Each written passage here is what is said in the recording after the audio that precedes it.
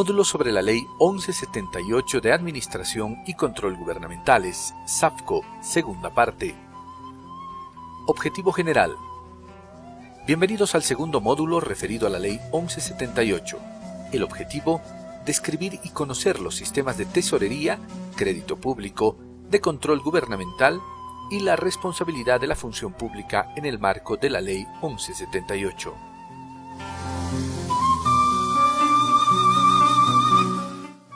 Módulo sobre la Ley 1178 de Administración y Control Gubernamentales, SAFCO, segunda parte. Curso 5. Sistema de Administración de Bienes y Servicios. Objetivo. Conocer y describir el procedimiento de los sistemas de administración de bienes y servicios, sus funciones y atribuciones en entidades públicas. Teledocente, Leopold Montesinos Flores. Administrador de empresas, magíster en gestión de organización y diplomado en educación superior. Trabajó en el Ministerio de Economía y Finanzas durante 8 años como director de normas. Actualmente trabaja de forma independiente. Es docente en la UNSA y en la Contraloría General del Estado. Un saludo cordial a todos los participantes del programa Teleeducación. En esta oportunidad vamos a presentar lo que viene a ser la Ley 1178 y su relación con el Sistema de Administración de Bienes y Servicios. Dentro de esta relación, la Ley 1178 tiene más de 20 años. Los fines que persigue son 4, de los cuales nos dice el primero que se debe programar, organizar, ejecutar y controlar la captación de los recursos. La captación de los recursos es algo que realizan las entidades públicas en un esfuerzo propio, en un tratamiento con el Ministerio de Economía y Finanzas Públicas por diferentes fuentes. Estos recursos se los debe utilizar, por eso también nos señala que se debe programar, organizar, ejecutar y controlar el uso de estos recursos, que eso sí es bienes y servicios, de forma eficaz, de forma eficiente, tratando de contribuir siempre a lo que nos señala los fines, las políticas, los planes previstos para cada entidad. Un segundo fin que establece es disponer de la información útil, oportuna, confiable sobre los estados financieros, pero no solamente es la parte financiera, sino también la parte administrativa que hace referencia al sistema de administración de bienes y servicios. Un tercer fin es el régimen de responsabilidad por la función pública, donde todos los servidores públicos son responsables por el manejo de estos recursos que hace el sistema de bienes y servicios. Por último, nos muestra que se debe desarrollar la capacidad administrativa, o sea que todos los servidores públicos deben conocer la norma, deben conocer todo el contenido del sistema de administración de bienes y servicios con un propósito. Nos dice que se debe desarrollar esta capacidad para identificar, comprobar e impedir el manejo incorrecto de los recursos del Estado. Esos recursos que hemos utilizado en un inicio, que los debemos controlar, que los debemos verificar y que si existe algún problema, ¿no es cierto?, debemos denunciarlo. Esos son los fines que persigue la Ley 1178. Su ámbito de aplicación es a todas las entidades del sector público, del nivel central, desconcentrado, descentralizado, a nivel departamental, a nivel de los gobiernos municipales, las nuevas entidades que existen ahora como las autoridades de fiscalización y control social de diferentes sectores, empresas, juegos, telecomunicaciones, etcétera, etcétera. Las empresas públicas, las nuevas que también existen, empresas públicas nacionales estratégicas. Pero no solamente el ámbito de aplicación es a las diferentes entidades, sino también al uso de estos recursos que generan. Hay recursos propios, recursos de coparticipación, recursos que provienen del IDH, de contraparte, recursos por financiamiento externo, donaciones. Muchas veces las entidades cuando tienen recursos propios, generan recursos propios, utilizan estos recursos sin aplicar lo que establece la norma. Entonces, viene la ley, viene la norma y tiene su ámbito en lo que viene a ser el uso de estas disposiciones legales. Hay ciertas relaciones con el sistema de administración de bienes y servicios y uno de los principales es el sistema de programación de operaciones. Dentro de lo que hace el artículo 6 de la Ley 1178, el sistema de programación de operaciones nos dice, establece los objetivos de cada una de las entidades, en el marco de los planes estratégicos, en el marco de lo que hace a los planes y políticas de índole nacional que nos da el Sistema Nacional de Planificación, pero esto se concretiza en resultados, nos dice, concretos de la gestión, el año, el mediano plazo. Y dentro de ello nos habla de las tareas que debe perseguir, las actividades u operaciones que se realizan, los procedimientos, cómo se van a emplear. Y dentro de ello tenemos un elemento que hace relación con el SAPS, cuáles son los medios y recursos a utilizar. Dentro de los recursos que se utilizan son todos los equipos, las computadoras, estamos hablando ahí de las obras, los servicios, consultorías, son todos los medios y recursos que se utilizan. Entonces, para alcanzar un objetivo nosotros necesitamos obligatoriamente utilizar estos recursos. Entonces, por eso es importante esa relación con el sistema de programación de operaciones.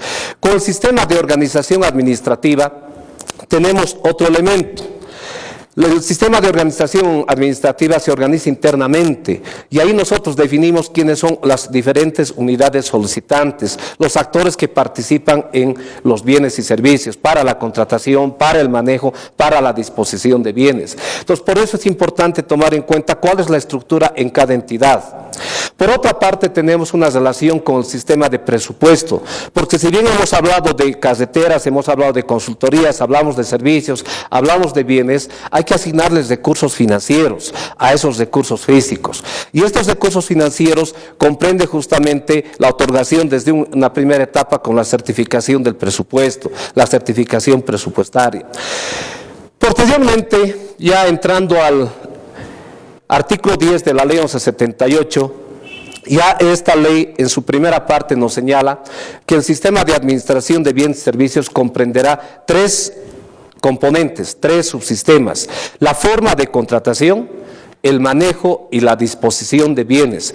Estos tres subsistemas que ya de manera genérica se establece en la Ley 1178 nos señala el cómo se va a llevar el proceso de contratación, el cómo se va a llevar el manejo de bienes y la disposición de los bienes. Entonces, dentro de esta relación nos muestra estos tres componentes: compramos bienes, los usamos, los consumimos y cuando ya no nos sirve o ya no nos sirve a los propósitos de la entidad, debemos disponerlos.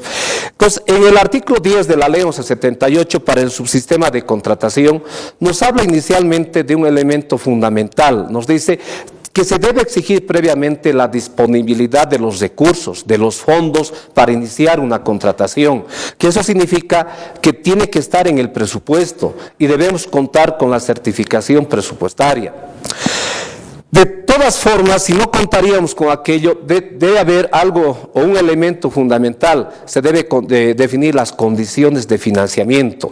Estas condiciones de financiamiento, para saber de dónde vienen. Viene donación, por ahí el financiamiento es de algún organismo financiador, de otro país. Entonces estamos definiendo para el corto plazo, el mediano plazo. Obviamente esto tiene que ver con lo que viene a ser inversión pública. En su caso es un caso de endeudamiento, tesorería y crédito público. Entonces, el órgano rector con las diferentes instancias, sea el Ministerio de Economía y Finanzas Públicas a nivel de tesorería y crédito público, sea inversión pública con el Ministerio de Planificación, señalan justamente estas posibilidades. Dentro de su desarrollo de este artículo, en lo que hace al subsistema de contrataciones, nos habla que se deben diferenciar ciertas atribuciones para llevar a cabo procesos de contratación. Las atribuciones que tienen que estar en la estructura es quién es la unidad solicitante, quién solicita, quién autoriza el inicio de proceso y quién lleva a cabo el proceso. Entonces, estas tres atribuciones dentro de los procesos de contratación se tienen que dar para todas las instancias. Ya en la normativa debe señalarse o señala quién es la unidad solicitante y en los reglamentos específicos tiene que señalarse quiénes son esas unidades solicitantes. Cuando nos habla y define de quién autoriza el inicio de proceso, la norma debe establecer quiénes son los responsables del proceso de contratación en las diferentes modalidades que existen.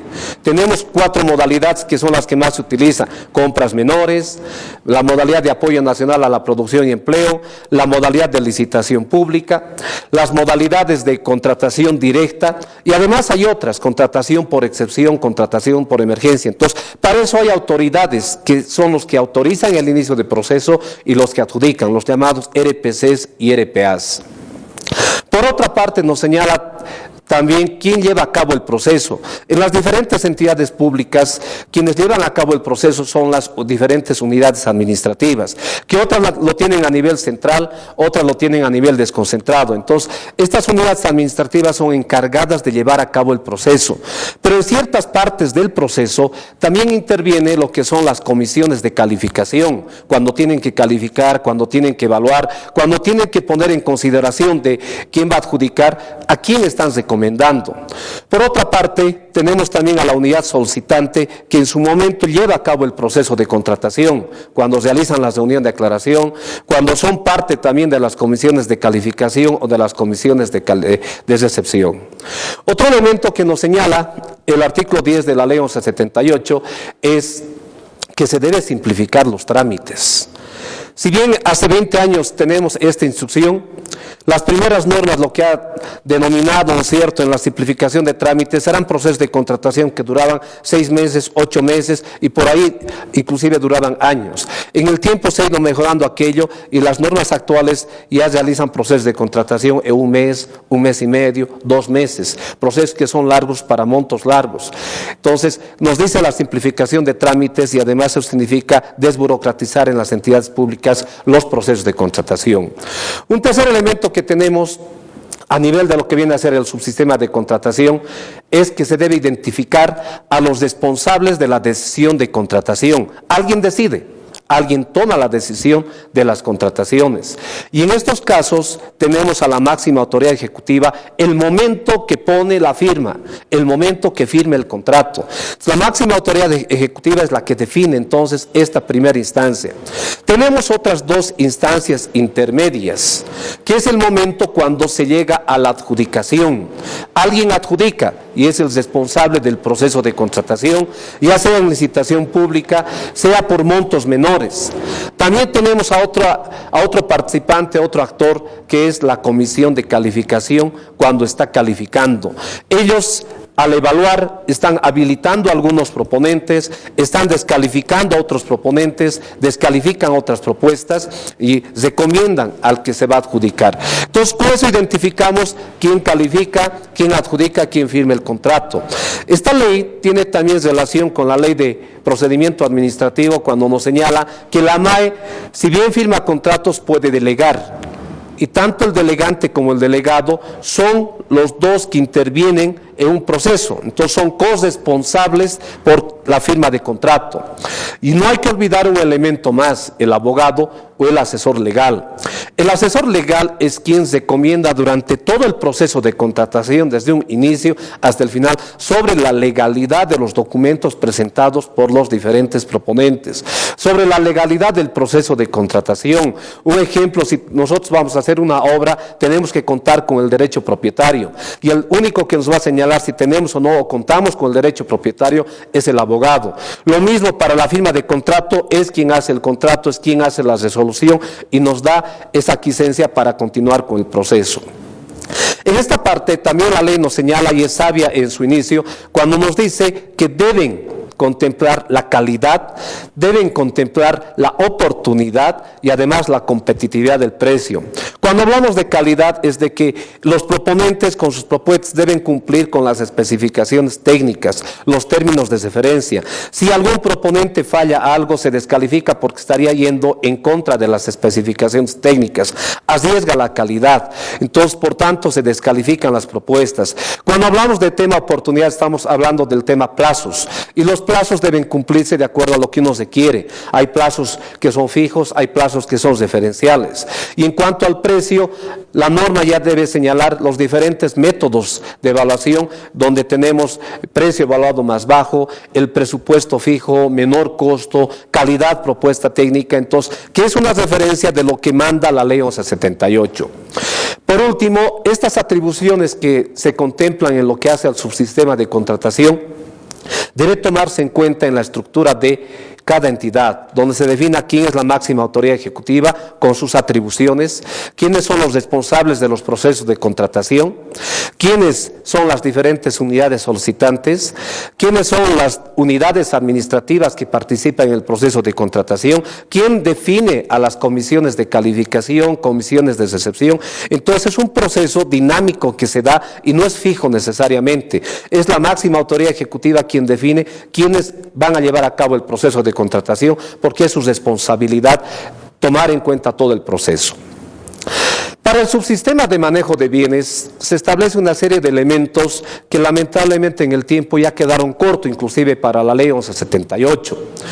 Nos habla que las entidades deben emplear los bienes, los servicios que se contrate en los fines previstos en la programación operativa anual. O sea, el POA es MADE para que se lleven a cabo, ¿no es cierto?, también estos procesos de contratación y en qué se van a utilizar los bienes. Nos dicen los fines previstos en el POA. Si queremos alcanzar algo, debemos contemplar estos bienes, debemos contratar estos bienes y ahora debemos utilizarlos. Entonces, debemos utilizarlos en forma eficaz y en forma eficiente, como nos dicen. Un segundo elemento nos dice, debe contar con el mantenimiento preventivo de los activos. ¿Qué significa aquello? Que se contratará a empresas para que hagan el mantenimiento de computadoras, mantenimiento de vehículos, mantenimiento de todos aquellos elementos que tenemos en las entidades públicas y que utilizamos, ¿no? Entonces es un mandato de la ley. Un tercer elemento que nos señala es la salvaguarda de los activos. ¿Qué significa? Contar con seguros, significa contar con personal de seguridad, significa que se tiene que contar con la seguridad en las diferentes instalaciones para ver la salvaguarda de los activos. La asignación, hay responsables que viene desde el responsable de la unidad administrativa, habrá una estructura de activos fijos, de almacenes, de activos fijos muebles, activos fijos inmuebles, y esta salvaguarda, ¿no es cierto?, nos da en última instancia con la aplicación o la asignación a los servidores públicos. Los servidores públicos son responsables por el cuidado, la salvaguarda de estos activos, porque ellos son responsables por lo que se les ha entregado. Si existiría algún desperfecto, algún problema con algún activo, en primera instancia son los servidores públicos quienes responden ante ello. En segunda instancia, si hubiera un robo, si hubiera hurto o pérdida, habrá la investigación del caso que nos diga quién es el responsable. De la misma forma se deben establecer ya en la norma, o como ya existen, las diferentes prohibiciones para el uso de estos bienes, para el préstamo de estos bienes. Un ejemplo, por decirles, es que los bienes no se pueden prestar entre servidores públicos sin aquiescencia del responsable de activos fijos. Entonces, esta figura nos da un tratamiento total de lo que hace a los bienes de uso y a los bienes de consumo. Por último, tenemos que al identificar los responsables del manejo de bienes, el momento que se están saliendo, el momento que se los destituye, que se denuncian o que salen de la entidad, ellos tienen que liberarse de la responsabilidad por el manejo de bienes. Como hemos visto en estos dos subsistemas, y hemos visto también en la parte inicial, el régimen de responsabilidad por la función pública tiene mayor incidencia en lo que hace a contrataciones y en lo que hace a manejo de bienes. Por el uso de bienes son responsables. Por los procesos de contratación, ya es el mayor indicio de responsabilidad que existe por la transparencia que se debe dar en el caso. Corrupción, nos hablan, transparencia respecto a ellos, porque puede haber sobreprecios. Entonces, las personas que están indicadas para llevar a cabo procesos de contratación y de manejo tienen que tener mucho cuidado.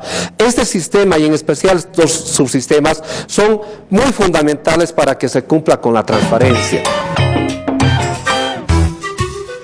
En esta primera parte, el expositor mencionó que entre las funciones principales de la Administración de Recursos está el de difundir el sistema para que todos los funcionarios públicos la conozcan.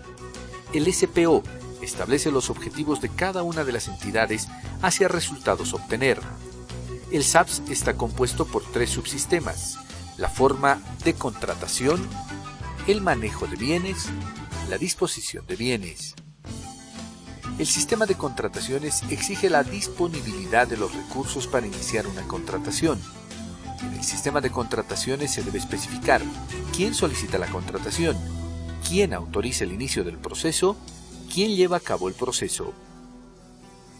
El sistema de disposición de bienes plantea 3 mecanismos para la baja de bienes: inutilización, obsoletos, poner a la venta. La importancia del SAPS respecto al sistema de gestión pública es la respuesta oportuna al requerimiento de bienes y servicios para lograr los objetivos de gestión. El SAPS permite ejecutar la inversión pública y ejecutar el presupuesto.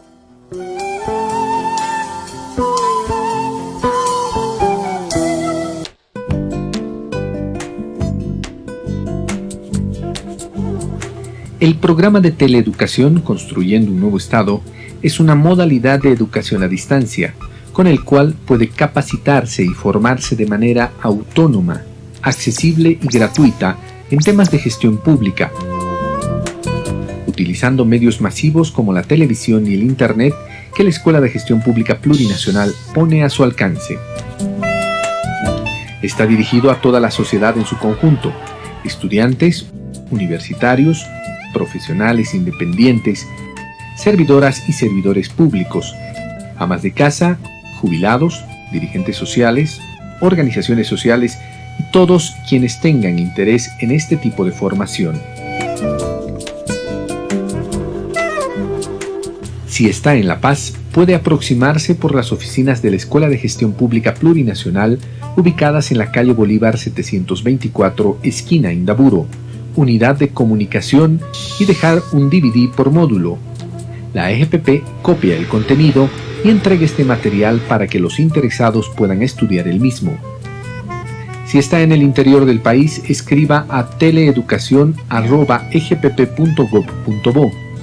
También puede ingresar a la página web de la Escuela de Gestión Pública Plurinacional, egpp.gov.bo, al link Teleeducación. Ahí podrá encontrar más información sobre nuestros cursos.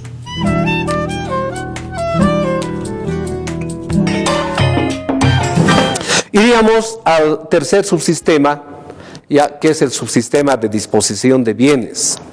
En el subsistema de disposición de bienes, si bien tal vez es el menos importante porque no lo llevan a cabo las entidades, tiene también su grado de importancia. Aquí nos señala 3 parámetros fundamentales. ¿Cuáles son los mecanismos para la baja de bienes? Hay baja de bienes por inutilización, los bienes que ya no se utilizan, los bienes que ya son obsoletos, que en materia tecnológica podemos tener ahí bienes que se guardan en el tiempo. ¿Qué hay que hacer? Darlos de baja. Cuando se disponen los bienes, se llega a la venta de los bienes, hay que dar de baja de los registros físicos, de los registros contables, pero lo que sí hay que generar cuáles son los procedimientos, estos mecanismos para la baja de bienes. Entonces, dentro de estos mecanismos, las entidades deben crear sus propios reglamentos en base a la norma. Para ese efecto, estos mecanismos muestran el cómo se va a llevar a cabo, dónde participa el de la unidad administrativa, cómo participa el de activos fijos. Es bueno tener también la participación de un notario de fe pública que verifique. Algún momento se han llevado a cabo medicamentos que ya estaban vencidos y se los ha desechado por algunas partes, por las villas, y lo primero que teníamos como problemas, ¿qué es? Niños jugando con estos medicamentos, pesos, ya moviendo todos los medicamentos. No se le dio el tratamiento necesario para realizar, ¿no es cierto? Primero, la inutilización de estos bienes, segundo, la baja de ellos. Otro elemento que tenemos es el mecanismo para la venta oportuna de bienes. La ley 1178 nos habla de la venta de bienes, de aquellos que ya no se va a utilizar, de aquellos bienes que no son necesarios para la entidad, con ciertos objetivos. Recuperar total o parcialmente la inversión y además no tener los bienes inutilizados, obsoletos o que no nos sirven, ¿no es cierto?, acopiados en la entidad, procurándonos tal vez demasiados gastos en el tiempo. Entonces, no solamente nos dice ahora que tenemos que ver la venta oportuna, sino también tenemos que ver la disposición temporal.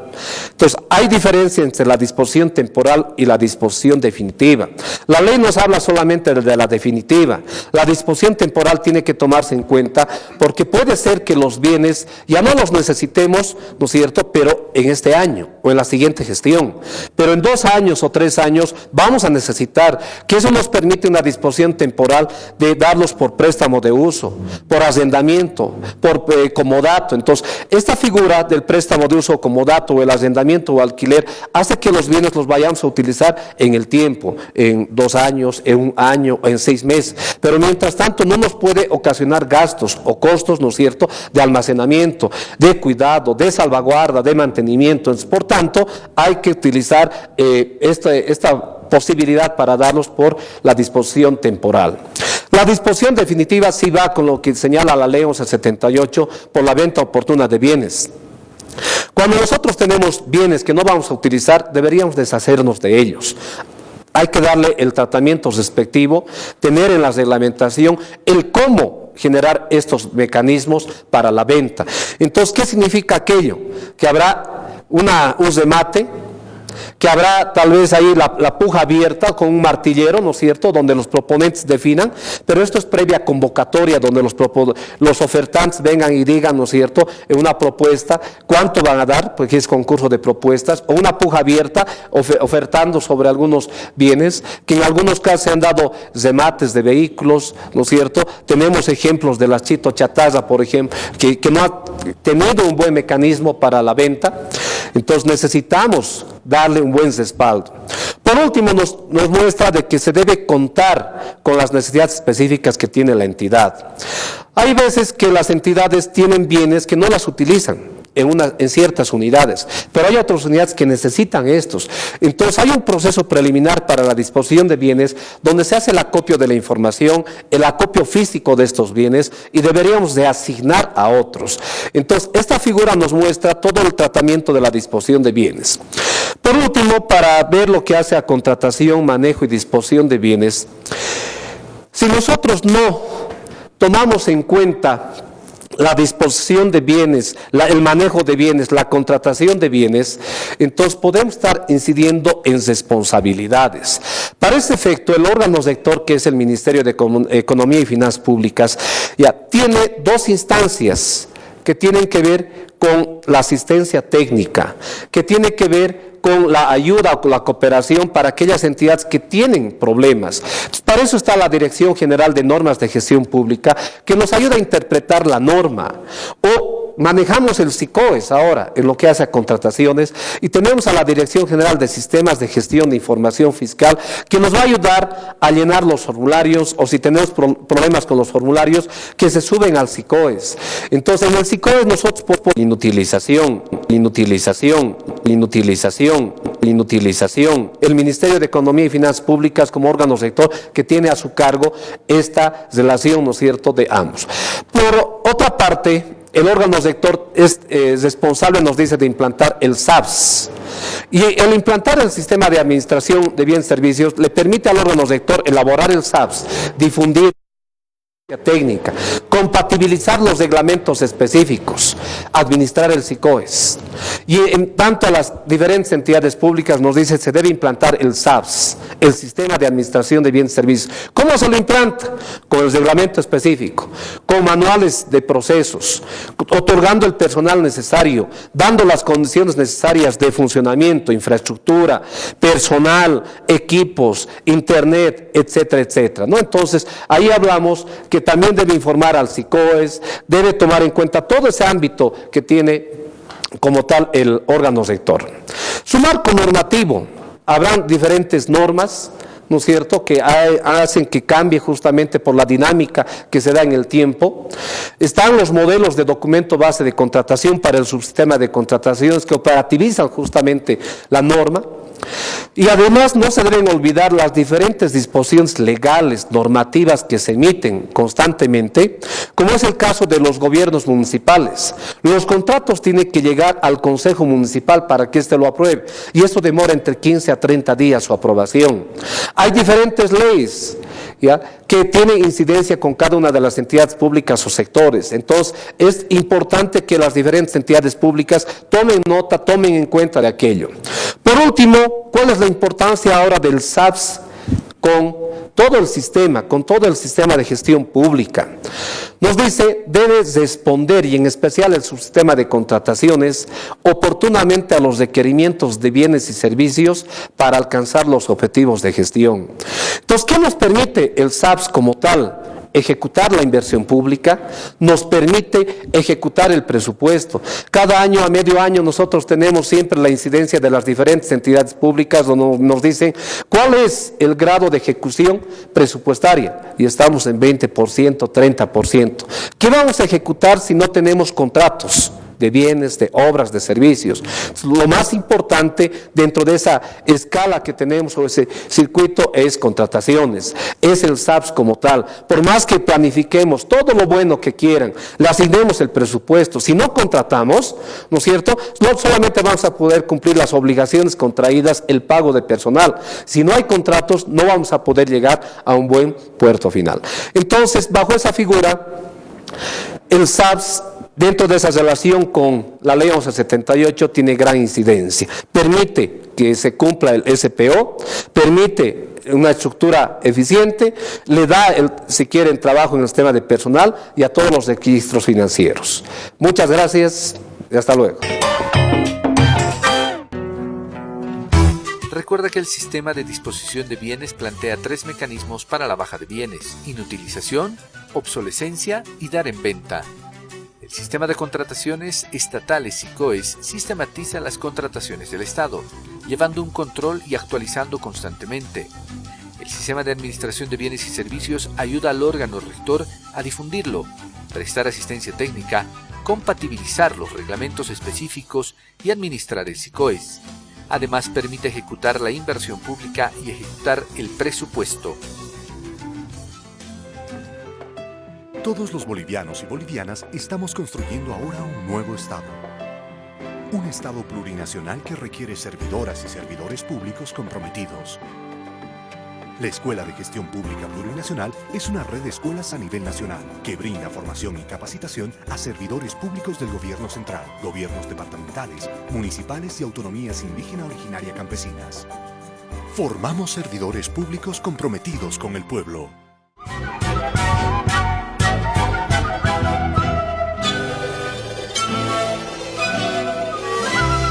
Si quieres comunicarte con el programa Construyendo un Nuevo Estado, visita egpp.gov.bo o teleeduca.egpp.gov.bo. También puedes escribirnos.